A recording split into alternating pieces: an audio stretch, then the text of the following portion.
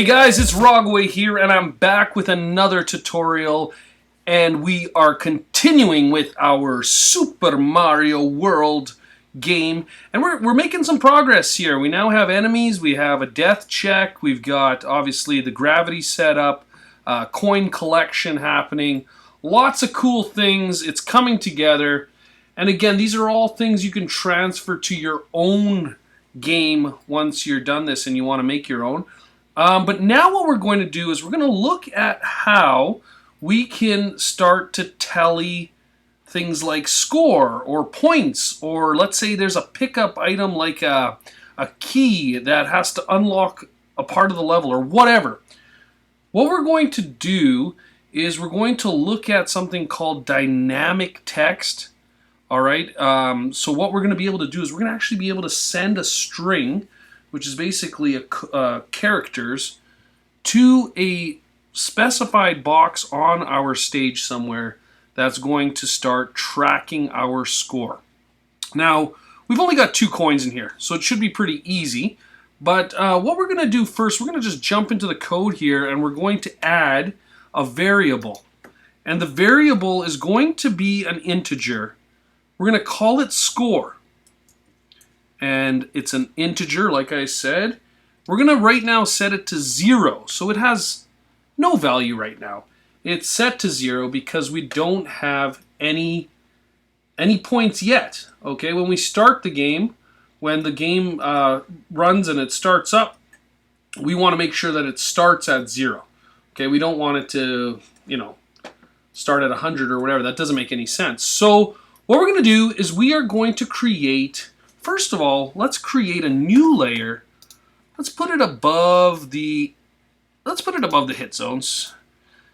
And let's call it score. All right, so we've got a layer called score. And what we can do is we can combine this, first of all, with some static text, which is going to tell us what the score is calculating. So we can go to our text tool. Let's just make sure we lock all the other layers. We go to that layer, go to our text tool, and let's just create some text here where I'm going to put coins, because coins are what we are collecting in the game. Let me just close the actions window for a second so I don't hide that. And I'm going to bring up my properties here.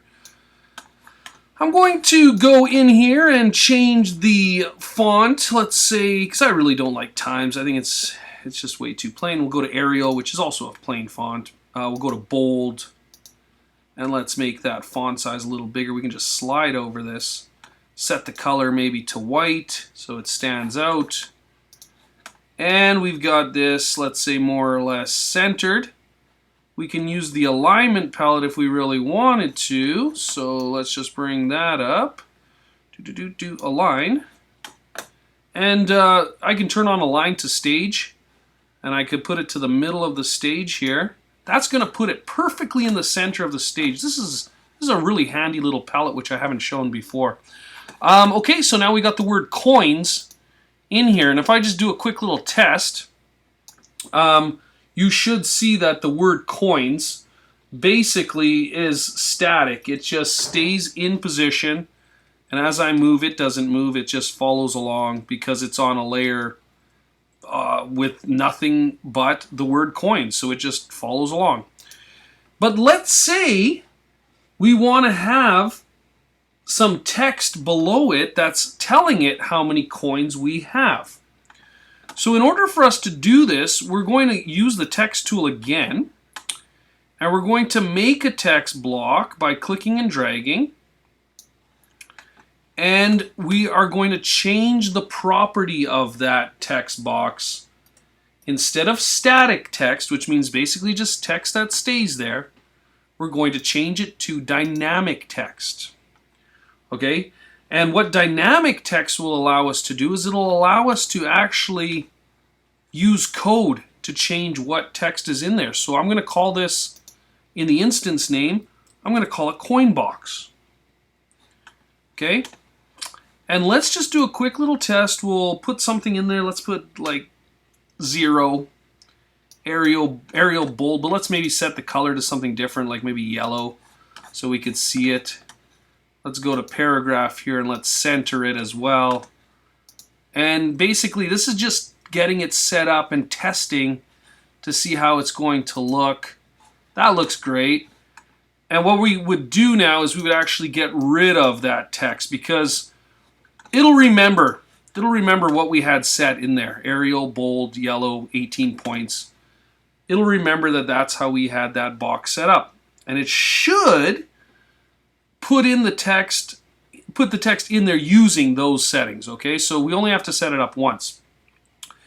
Okay, so right now we don't have anything in there. We've got a dynamic text box called coin box, and there is nothing in there right now. So what we're going to do is we're going to go back to our code, and we're going to tell it to send the variable score into that text box.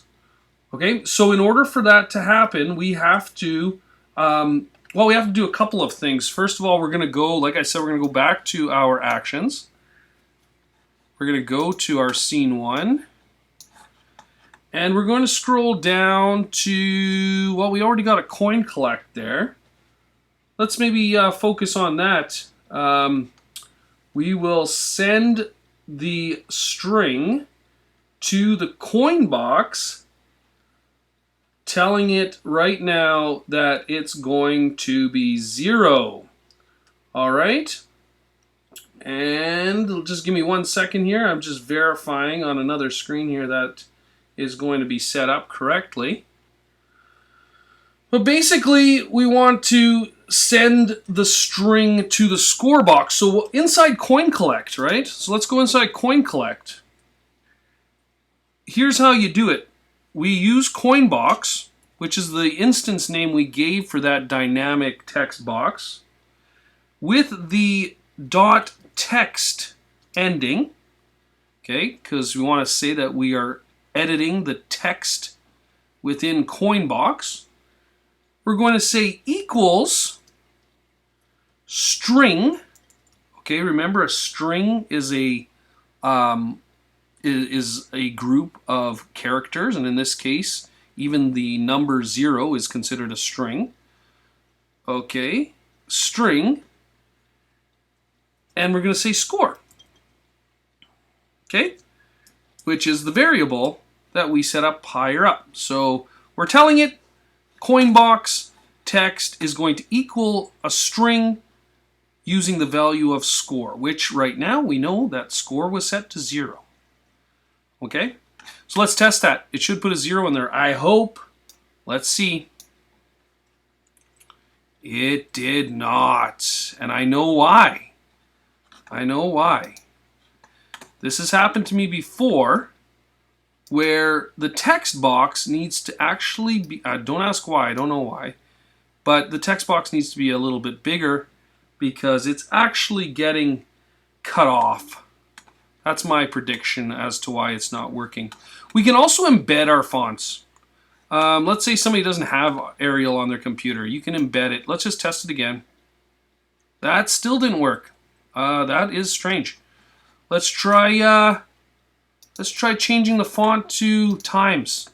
Okay, because it's a standard font that, and even though I said I hate Times because it's such a boring font, it's plain, and go to control test.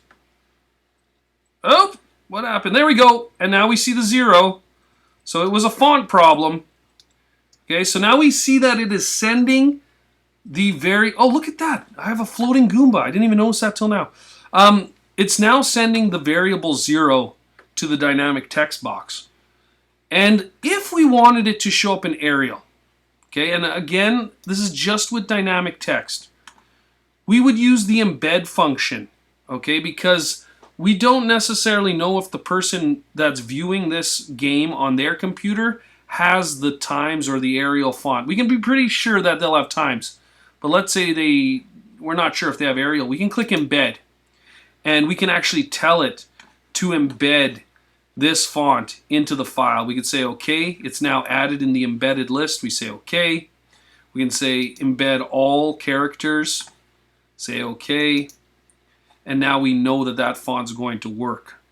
All right, so I could have did that with the aerial, but I will just leave it as times, no big deal. So inside of our code here, we want to tell it that when somebody picks up a coin, to add 1 to the score, because the score is what's being displayed. Super easy here. We go into the code for each coin, and all we do is we say plus equals 1. It's going to take the current value of score, whatever that might be, and it's going to add 1 to it. You can do the same thing on the next coin, because remember we had a separate coin. We had a coin 1 and a coin 2. We put that same little piece of code there, and we test it. It should work. Here we go. Yes, it changes to 1. We get the next one, changes to 2. All right, so that, oh, and I just died. And there we go. Okay, so let's just recap on what we did here. We went and created a variable that is an integer, and we set it to 0. It's called score. Down here in our coin collect function, we told it to set coinbox text, the text inside of coinbox, to the string of score. Okay, so whatever score equals is what's going to be in the coin box. And remember, very important, that the properties of this text box, let's just go to properties. Very important that the properties of this text box is dynamic. Okay, we set it to whatever font we use. If it's a weird font, we embed it. Okay, something that we don't regularly have. And then all we do is once it puts a 0 in there, we just tell it that when Mario hits a coin, the score goes up by 1. It does it the same for the next one, and you can see that that's working perfectly. All right, so that's how you use dynamic text. You can do all sorts of amazing things with this. Dynamic text is very powerful. You can think of probably some creative ways to change what the text will say when something happens in your game. Doesn't have to just be numbers counting up. It could be sentences that change. You could do pretty much anything with dynamic text. It's pretty awesome. So anyway, save what you're doing here, and next we're going to add some sound and polish this game off, finish it off, and we should have a finished product for this first level. All right, so stay tuned.